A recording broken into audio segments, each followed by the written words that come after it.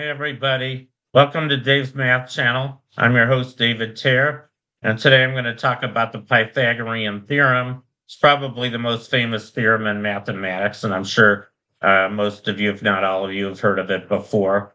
Most people learn it in grade school. It's named after a famous Greek mathematician, ancient Greek mathematician named Pythagoras, one of the first mathematicians we know about. He lived in the 6th century BC. Yeah, very little is known about his real life. We know that he had a cult, and he was very obsessed with numbers, and he thought that the universe was composed of numbers. And he did a lot of great math work, but he didn't publish anything. People didn't really publish stuff at the time. We know that he did prove the Pythagorean theorem, but we don't know if he was the first to do so.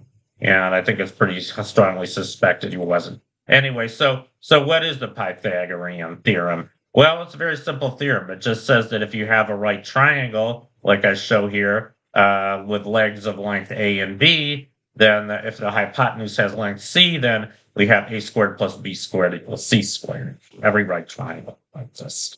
Here's another picture with a little more detail. So here on the left is a right triangle with legs of length A and B, hypotenuse length C. You can construct squares along each side. And then the area of the square next to A plus the area of square next to B is equal to the area of square next to C. In this case, the sides are 3, 4, and 5. This is the most commonly known right triangle. It's a 3, 4, 5 right triangle. And how do we prove this theorem? Well, it turns out there's a very, very simple proof.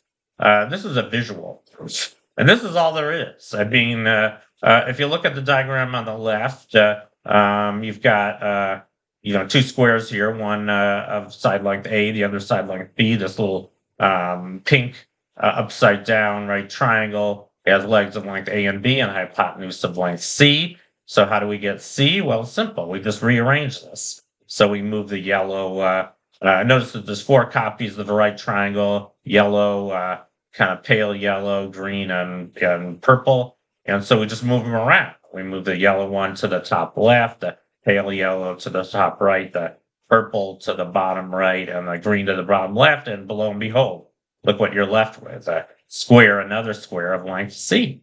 So that proves, since you started with 2 squares, area A squared and B squared, and on the right you've got a square of area C squared. That proves that A squared plus B squared equals C squared. Voila, very nice proof. There's actually, I think, about 2,000 known proofs of the Pythagorean theorem. It's the most proved theorem. And here's what are called Pythagorean triples. These are triples. Let's go back. These are triples of integers such that A, B, C, such that A squared plus B squared equals C squared. And like I mentioned, 3, 4, 5 is the smallest of these. Everybody seems to know that one, the 3, 4, 5 right triangle, but there's actually infinitely many of these, or the sides of all integers. Here's some others: 5, 12, 13, 8, 15, 17. I'm not going to go through the whole list, but this top group is all the primitive Pythagorean triples with hypotenuse less than 100. The whole list I'm showing here is the ones with hypotenuse less than 300. These are primitive, I should say,